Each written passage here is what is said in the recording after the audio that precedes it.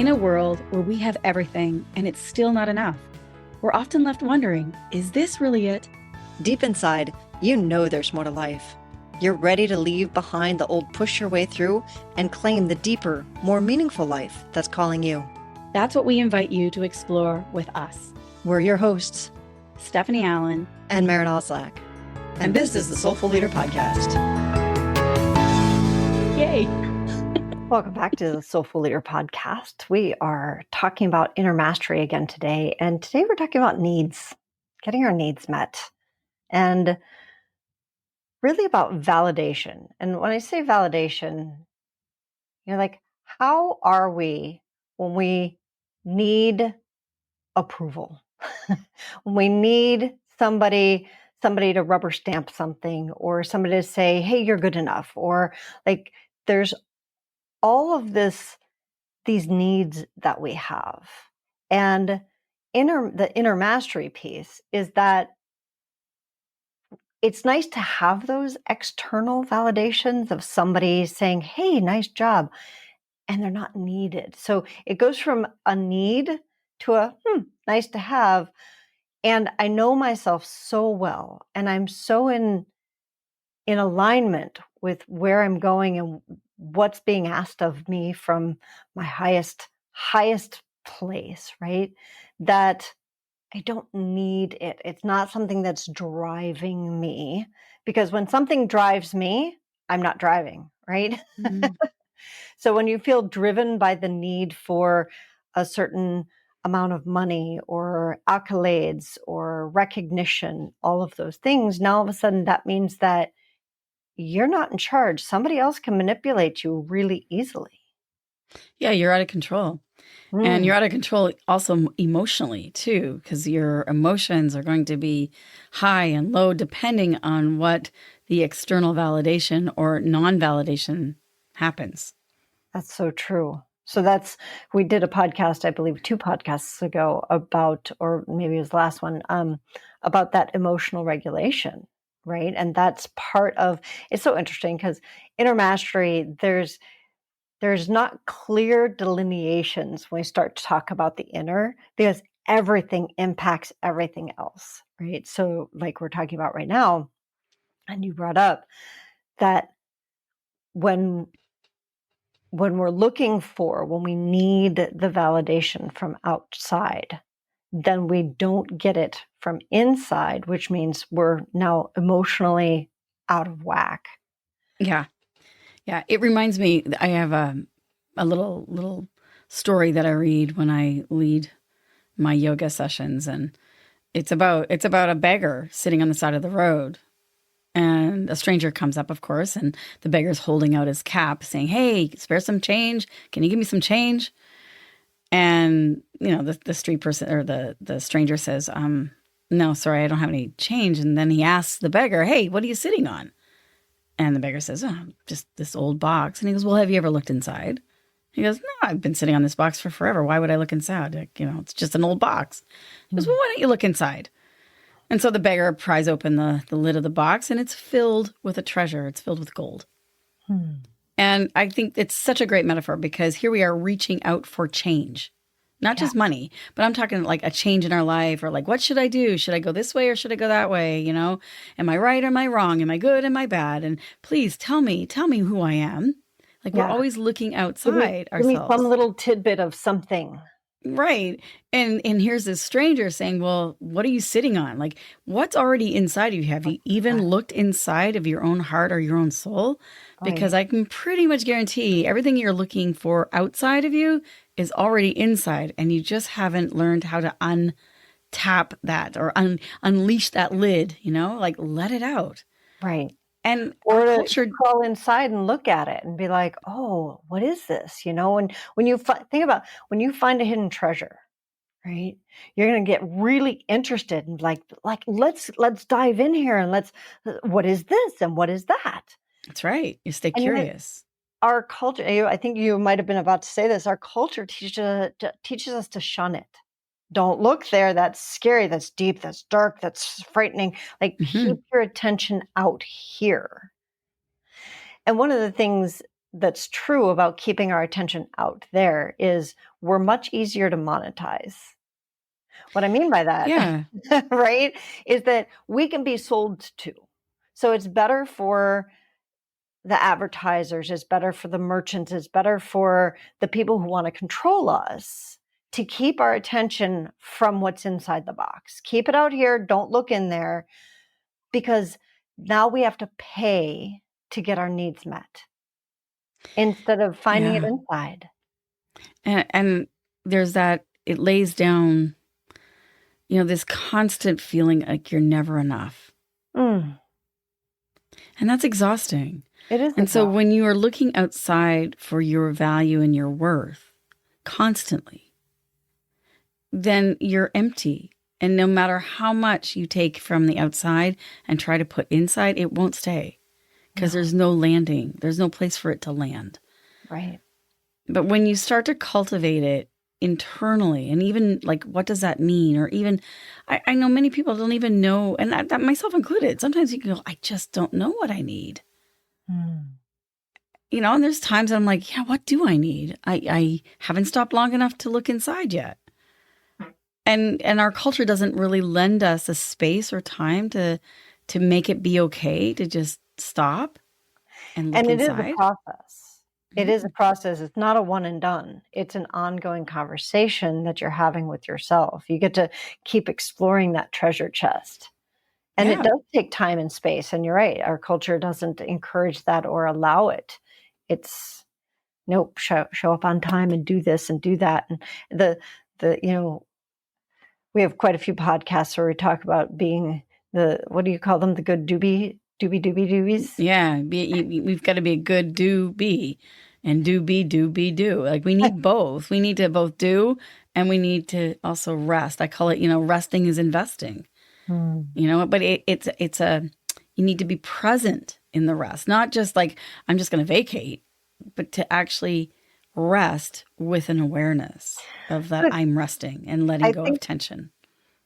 Such an interesting word, the vacate, because we are encouraged to go, go, go, go, go, and then go on vacation or binge shows or do anything except for get true rest. How many of you, I know it's true for me, when I go on a vacation, so often I come home, I'm like, oh my God, I need a vacation from my vacation. Yeah. Because that's not where rest happens. It's vacating, like you said. And this is why we can't sleep at nighttime. I mean, how often are we going, even all day long? And it's like I was having a conversation yesterday about monkeys, the monkey mind, and the monkeys are swinging from one branch to another, to another, to another, to another. And at nighttime, all they're doing is having a party in your mind, they're just like full on going, And I've said, this is what happens when we don't learn how to train our monkeys. The monkeys take over us. Yeah. And our culture does not teach us how to train the monkeys. Right. Like at the beginning, when you're not driving, when you're being driven by. Yeah. That means that means the monkeys are driving. That's right. And the longer you wait to train those monkeys, the more out of control they become. And I don't say this from a shame part of it, because I think there's a lot of grace and gratitude and kindness with ourselves that when you start to realize that the monkeys are swinging from tree to tree and having a party, if we can then say, okay, wait a minute, and now I at least notice that. Yeah. That you wouldn't say to an infant, for example, we wouldn't say to an infant, why are you not, up and walking already? I don't understand. Like, hurry up, come on. When a little child starts to take their first step, you celebrate. Even if they've taken one step and they fall, you're like, yay, you did one step. Hooray, you can do it. But we don't do that to ourselves. Like if we catch the monkeys, you caught the monkey. Yay. Congratulations. You caught the monkey, and of course the monkey's going to do it again, but it's like we have to have training wheels. We're just learning too. So to be kind with yourself, that it's not the one and done, like you said before. It's not like instant mastery. I mean, it's an evolution. It's ongoing. And so to find a way to actually fall in love with it. And isn't that interesting, that word fall in? Mm. Inside love. It's like, if you're wanting love outside of yourself, it doesn't matter how far you look. If you don't start cultivating within inside yourself, love will show up and you won't be able to recognize it or receive it. Mm. You'll just walk right on past it. And it's not just about love. I mean, that's about the job you've always dreamed of, Yeah. or the home that is your ideal. Like it will just go right by you. There's that. The process of training for that is not in the external world, it's in the internal world. And that sounds like a strange thing to say, but it's true. So the great mystics, I'm using this in the way of health now too, because this is another way. We tend to want, as our society wants to block the pain. Oh, the pain is so hard. It's so much. I just need to take a painkiller, cut it out, burn it off, eliminate it, poison it, do whatever we can do with it. Just get rid of it. And in the mystics tradition, the mystical tradition, they would say that in the pain is where the treasure is. So just like that beggar on the street sitting on that box, in the pain, if we can learn how to open it up, and I don't mean physically open it up, I mean emotionally, mentally, spiritually go in and look at it, there is a huge amount of gold that is within that pain. It takes energy, it takes practice. Yeah. And it's not easy. But we're a society that doesn't want to be ever uncomfortable or in pain.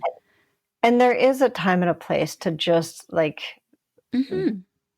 go of the pain, be done with it and, do something. And if we can start I love the word that you just used, uncomfortable. If we can start in the uncomfortable places of the training wheels, of just going into uncomfortable places and being like, I'm going to be uncomfortable and it's okay, because beyond uncomfortable, then it gets to be painful.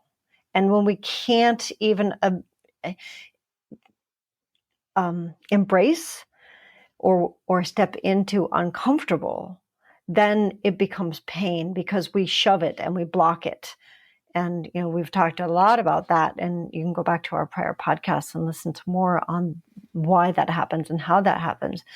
It does happen. And so that's where, okay, I just need a painkiller, or I need to get that person out of my life, or I need to quit that job, or whatever the external manifestation of that pain is, because there's an internal version of it. And when I don't address the internal, then I hand my autonomy over to the external. I hand my sovereignty. It's so funny because Stephanie and I were talking about, what do those words mean? Yeah. So when you say autonomy or sovereignty, what does that really mean? And we were having an example, and I said, really, it's your free will. And so when you hand that over, you hand over your free will, then you're a victim. You are literally at the whim of everybody else's decisions. Yeah. And that is not a healthy or happy place to ever live. Like, you just feel like you can barely survive. So, on a day-to-day basis, one of the places that we oftentimes do this very thing is, say Stephanie and I are going out to lunch, and I say, Stephanie says, well, where do you want to go? And I'm like, I don't know. I don't care. You pick. And Stephanie's like, okay, I want to go for hot dogs. And so then I go for hot dogs, and I didn't want a hot dog. I hate hot dogs. And I try to find something on the menu, and it's all junk food. And I just am like, I'm angry. And now you're pissy. I'm angry and I'm pissy, and I complain about Stephanie for the rest of the day, and my meal, and the headache that I got from eating the hot dog, and how bloated I feel, and and all of the stuff. And I'm feeling like, well, what kind of friend are you? You're so ungrateful. You gave me the power to choose, and now you hate me for it. How often do we do that for people, right? We put people in leadership roles or in positions, and then we hate them for it. But you put them there. You put them there. And that's what handing your autonomy over. Like, I gave my choice, my free will, over to Stephanie. And because I then I chose. And she chose. So, okay. Now, the internal work would have been if if Stephanie had said to me, where do you want to go eat? And I had said, I'd really like a salad. And she said, well, I really want a hot dog. Okay, so now we're on opposite ends. And it's like, okay, salad or hot dog. And normally Yeah, that's what often people do is like, well, let's compromise. I'll have the salad this time, but then I'm getting the hot dog next time. But it's like becomes transactional. Like I did that last time, so I'm going to do it this time. And it's an either or instead of a both and. And what I mean by the both and is like, let's ask another question. So, Maren, why is it that you want a salad? Like, what is it about a salad that you want? Is it something that you're just craving, or is there something more to that? Right. So I might say, it's like, because I've been trying to eat more healthy, and I know you want a hot dog, but I can't have another hot dog. I had one last week, or whatever it was. And so then I would say the same thing to you. What is it about a hot dog? Like what? Yeah. And I might say, well, I only have like 20 minutes and it's around the corner. It's local and I can grab it and I can be satisfied. I'm not really caring about so much about the healthy of it. It's the more of the time or the money even. Right. It's like, it's right there. Oh yeah. It's right there. The convenience. So now we're at healthy and convenient instead of hot dog versus salad. And we're only on that timeline. We can go healthy and convenient. Okay, what around here has got healthy and convenient? And now I'm not attached to a salad. Maybe it's soup. Maybe it's something else. And you're not attached to a hot dog. It's, okay, I want healthy and convenient. So we went to a higher place. And last podcast we talked about that. And that thinking of things in terms of a triangle, of instead of the base of the triangle being an either or, it's looking at, okay, like you said, the both and, which means you have to do some inner work. You have to actually ask more questions. Yeah. And to look within for that gold. Right. Be aware of what's going on inside of you. Instead of begging outside for things to be different, you go inside and say, well, what is it that's important to me and why? And what would have to happen for us to what if we could have it all? Yeah. And so now we're talking about the salad and the hot dog. We've let that go. But now we're saying, oh, now it's about healthy and convenient. Wow. All of a sudden the options just shifted. It opened up. And we may end up going to some place that we didn't even think of in the first place, but we've done it together. And now we are both getting our needs met because we looked inside. So this is the key. We now are both getting our needs met, right, because we looked at what the needs were inside first. It's like the inner has to come first, or the outer will always, it's empty.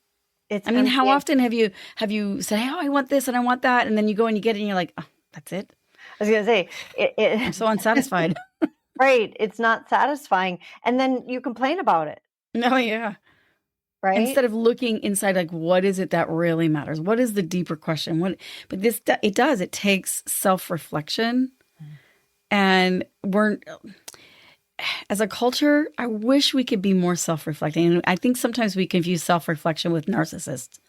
Of like, it's all about me, it's all about my stuff. And it's like, that is so far from narcissism. It's being able to go self-reflection and go, well, what is it that I'm needing? And why is it that I'm needing that? Where is it coming from? To be able to to ask more questions. I think the why question is the one that kind of maybe separates that, because a narcissist would say, like, it's my way or the highway. That's right. It's black and white. Black and white. Or if someone asks a narcissist, hey, well, why do you want that? The narcissist will take that as a defensiveness of like, well, they have to defend themselves. Right. And that you're trying to attack me. And it's like, no, I want to know you more. But the narcissist has the inability to self-reflect. It has a hard time. The narcissist has a hard time going in. So my husband, who is not a narcissist, that's not why this came up. He has run multiple teams on international businesses at an international level. And one of the things that he always said was that he would listen to everybody on his team. He wanted everybody's input. He wanted to know where they were, why they had the opinion that they had. He would always talk to everybody. And then he made it clear, like, just because you've given me your input doesn't mean that's the decision I'll make, because at the end of the day, buck stops here. He is the leader, right? So he would then take all that into account and also make his own decision. And the reason that this came up when you're talking about narcissists is narcissists don't do that. They don't take other people into account at all. It's my not way. inclusive. Right. It's not inclusive. And the why question that I was thinking about, of Jeff not only would talk about his own, like, to all of his people about what is it that you're looking for and why, he would also ask that for himself, like, in the big picture, for all of these people, the best for the business, for himself, like, he included all of it. And then he would look at the why. Why is that true? And that's the self-reflection piece. And it can get to be that big. And as leaders, we're expected to do that. That's our role. And that's the role, that's what the way a soulful leader shows up, versus just a leader who's like, all right, throwing darts at a dartboard, or all the external reasons, and they're not looking at the internal reasons. So it is a practice. It doesn't just happen, and it's an ongoing practice. And to be able to do it with curiosity and wonder and inspiration, because as you start to develop it within yourself, it's so much more enjoyable to do it with others too. And you don't take things so personally. Like, you don't wear it. You don't feel so heavy and worn down by life. You're like, well, that's really interesting. I wonder where they're coming from, or I wonder what that's about. And then you have the courage to be able to connect rather than project. So the person that one of the things we always encourage you guys to do is find exemplars. An exemplar is somebody that does something extraordinarily well that you want to do, or they think a certain way, they do a certain thing. They're an example for you in life. So my exemplar for this piece of inner mastery, where I'm not looking at the external world for my validation, for my reason for being, for getting my needs met, is our coach, Daniel Goodenough. And we've talked about him quite a bit. And we actually interviewed him on one of our podcasts. So you can go back and find that. It was season 1, I think. The thing for me about Daniel is he is so connected and so clear about why he's here and what that means for him, what that calls him to do every moment, that there is no need for an external pat on the back. If he gets it, great, that was nice, thank you. If he doesn't get it, that's okay. I'm going to continue on my way, because his conversation with the one who sent him is so clear. It's absolutely amazing. And that is what I want for myself in my life, and have been working towards for the last 30 years with him. And I'm getting closer and closer. I'm nowhere near where he is 7 decades in, right? And if there is an exemplar out there for how you want to be, how you imagine getting to that place in yourself where you feel so confident and so in alignment, that it's both that nothing will take you off track, and you're not necessarily you don't need somebody's approval, or, you can't be sold to, essentially. And yet you're still open enough to listen to someone else's opinion of, like, oh, that's an interesting, I'm going to you're able to not reject it. You can listen to someone from their, I don't like the word criticism, but from their point of view, and to be able to take it and go, that's an interesting perspective. I hadn't thought about that before. I'll take a look at that. You're not trying to push back, or you're not trying to defend it. Because you're so secure in yourself. Yeah. You don't need to. And that's the beauty of it. And that's why I think of Daniel again as an exemplar, is because He is so secure in who he is, and he is aware of the fact that everything in life speaks. So if I have feedback for him, that's interesting. Tell me more. And that's the way that Jeff was as well. Like, that's interesting. Tell me more. I want to understand. He wanted to understand. And we also did a podcast with Jeff. It's somewhere in the 150s, I think, maybe 153. So if you wanted to learn more about Jeff, you can check it on that. I'm not sure which season that was. Season 2, maybe. So, well, hopefully that helped you guys to get to a place in your own lives of it's okay to look inside, and the awareness of, hey, I need that person's validation. That's okay too. Those are the training wheels, and we all wear them. There's some place in our lives, every single one of us, where we have training wheels on. So I hope you'll join us for that and look for our inner mastery coming up in this year in July. And we'd love to hear your insights and awareness, and hopefully you'll join us on the journey. And if not in inner mastery, at least in our continued unfolding of our podcasts. Thanks so much for listening. We'll see you next time on the Soulful Leader podcast.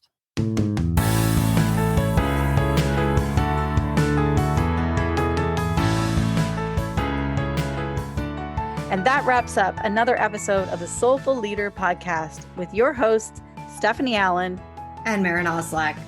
Thank you for listening. If you'd like to dive deeper, head over to our website at thesoulfulleaderpodcast.com. Until next time.